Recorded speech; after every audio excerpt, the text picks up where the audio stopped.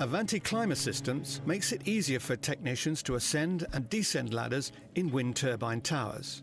The technician attaches himself to the system using a special lock, and the system, developed by Avanti, takes 30 or 40 kilos of the technician's weight when he's on the ladder, reducing the risk of strain on knees, arms and shoulders.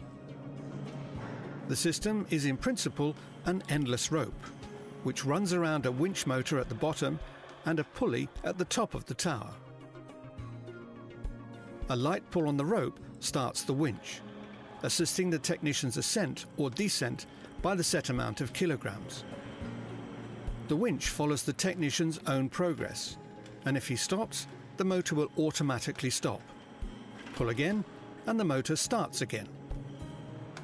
Climb assistance can be used for ascent and descent, but is not a fall protection system. That's why it should always be used in conjunction with the Avanti fall protection system.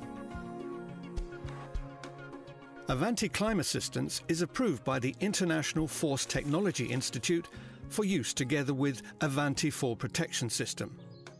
It can be installed in any wind turbine types, including older existing turbine towers.